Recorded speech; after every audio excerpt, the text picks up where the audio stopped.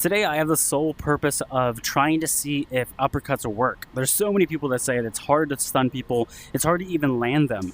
I think people don't think about landing the uppercuts to the body, and they definitely aren't hitting angles with these uppercuts. So I'm going to try my best to hit these angles and show you that you can land them just with a little bit of thought. All right, today we are with Jester. We have horrible ping right now. Seconds out. It's fine, don't worry about it. I'm still going to try to land uppercuts. Okay, ready? Let's fight. All right, then, let's go. Boom, boom, boom. All right, he is way taller, so already gonna have to work around that. Maybe that lead hand jab is something to work around. And maybe that's already something too, where this uppercut, even though we're having trouble landing it, it's kind of like the jab. Like, I could probably sit here and jab all day. I'm probably not gonna knock him out with a jab. So I can use that jab to knock him out though. So I can use maybe the uppercut if you feel like it isn't landing. Down the middle. Like that. The uppercut made a move, which allowed me to land that overhand. Same thing here. Watch.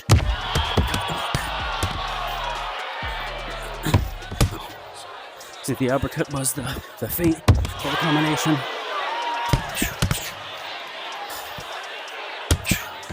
Well, right away I'm landing the uppercuts. Let's talk about that. So if you're not landing, let's talk about how you're throwing your uppercuts.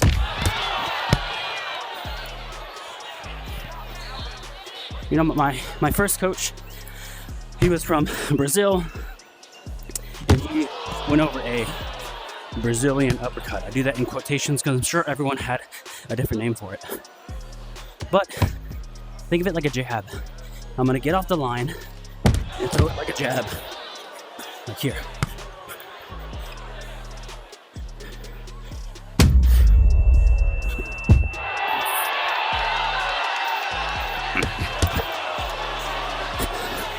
So instead of coming up the middle with it real big, I'm thinking of sticking my opponent with it.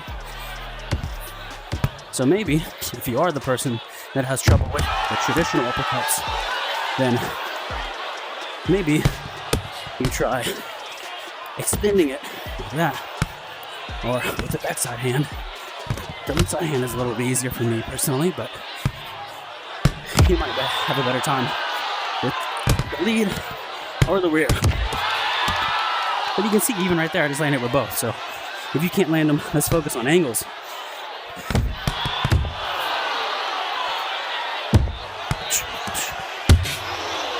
Look at that soft punch that's rocking, man. That's kind of crazy. I look forward to him seeing this after and seeing my body motion. Just, it is kind of funny.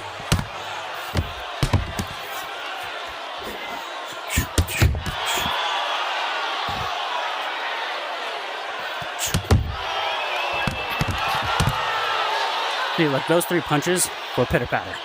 You saw it on camera, and it rocked him. Funny.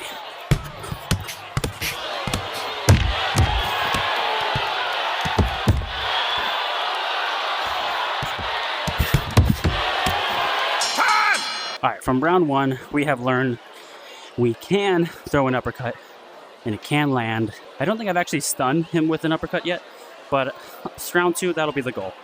Trying to stun with an uppercut. And keep in mind, I'm moving 50, 70% right now. I'm not blowing my lungs out and throwing hard. So if I can stun him with things like a slow hook or a slow jab in some cases, how does the uppercut hold up? So I land 100 with no use and I'm not really stunning or creating any kind of effect?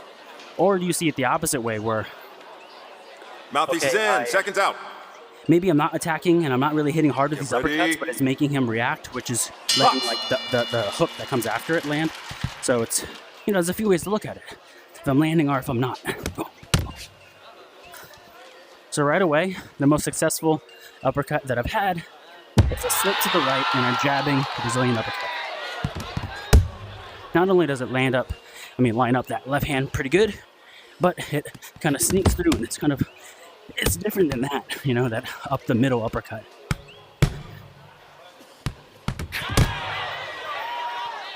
I think that was a stun with the right slow uppercut, right? I think it maybe. So let's try to set up, most of you guys are right-handed, so let's try to set up that lead hand jab for the right cross or the right hook. because I can do it left-handed, but most are not left-handed. And you can always throw it the way you want to, like boom, boom. But it's very untraditional for me. Do it right-handed.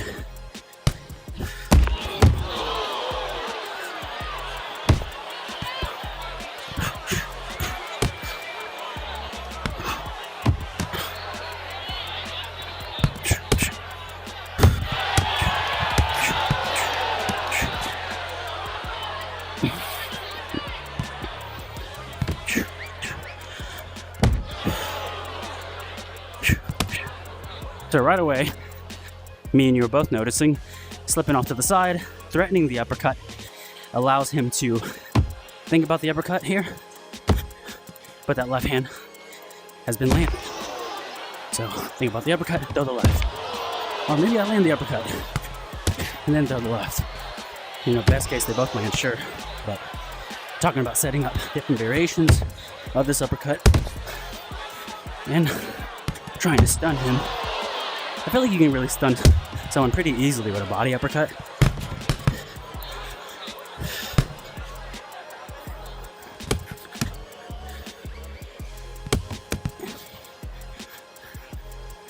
So, debunked. You can definitely land an uppercut.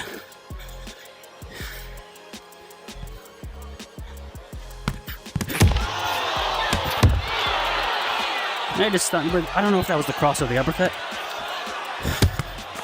But the combination stunned him, which was definitely catered to by this up.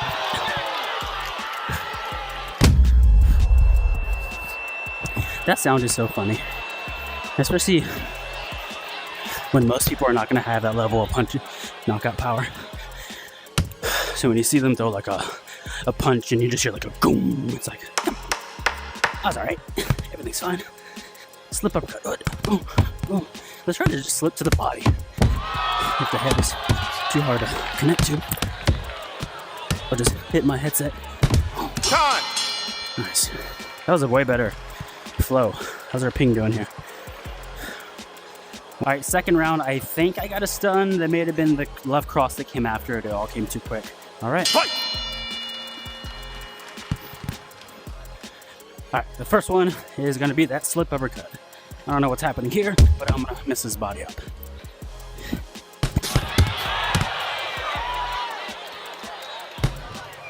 Alrighty then.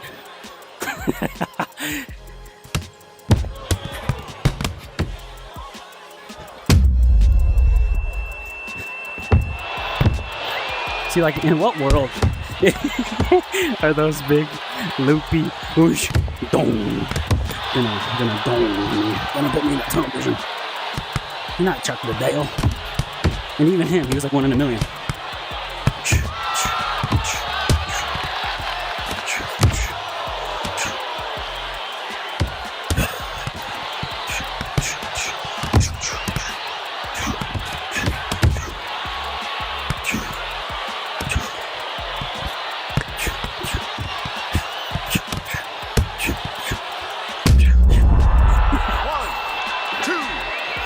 See, if he's not throwing as hard as he can, that makes those punches just so questionable. Well, obviously, right? No one throws soft and gets a knockout. Box. Not a one-hit knockout. Unless he's actually throwing hard, I don't know. We agree to, like, slow and technical, but I'll ask after. I'll leave it in the comments.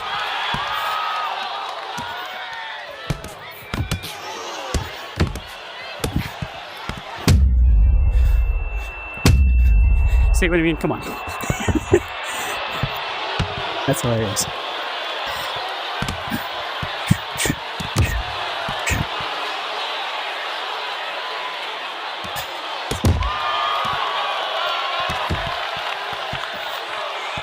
Tell you right now, those hands are moving too quick for light and technical, but it's all good. We're still landing these uppercuts.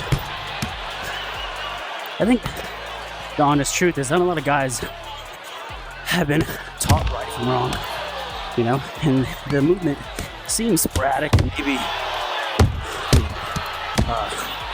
gamified, but I think that's what it is. It's not exactly traditional boxing. It's a gamified version that people are learning without the consequences that you typically come by with real fighting. Like this would never work out, because the second you get hit by a real punch, you would question your whole reality. So they're just different things, and I think that's why most people in the game will result to kind of like silly movement, because that's all they know. The reaction is to punch face. Stop! Not a lot of people had coaches, or they just have this game and YouTube and the internet. Ladies and gentlemen, your winner is Which is exactly the red corner. All right, let's look at this. Damage.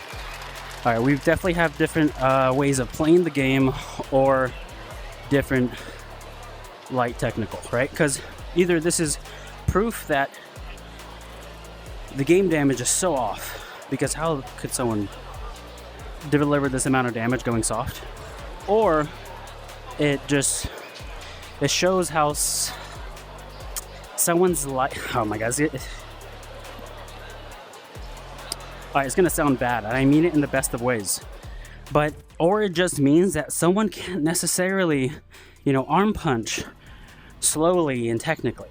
That's not how it works. So, it's just, it reminds me of like old school jiu-jitsu. You would find like a new guy and you're like, yo, slow down, just kind of flow, and doesn't really know how to flow, and it feels very sporadic, and you're like, oh shit, all right, well, slow down there. I'm not scared of you, I'm more like frightened by your movement, and that movement in the game is very sporadic, and the game registers that as damage.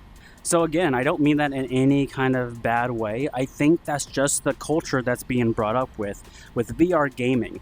There isn't a lot of instruction. There's not a lot of guides to follow. I think I might be the only, or one of the only, YouTubers teaching VR boxing. So it makes sense. And Jester, if you were going slow, comment, let me know. If you were going on the faster side of things, let me know that too, because either way. But also let me know how you feel about what I'm saying. I'm sure I don't mean it as any kind of like insult. I mean it actually the opposite. I mean, the alternative, I think, would be is if we were agreeing to go slow and you went fast on purpose, which I don't think that was the case. I think this is just a damage issue, and I think it's a lot of the I don't really know how to flow well, but you saw my movement. It was basically slow motion. If you want to see me test a different style of punch, drop a comment, let me know. Or maybe you just need me to break something down technically, let me know. But in the meantime, check out these other videos and don't forget to subscribe.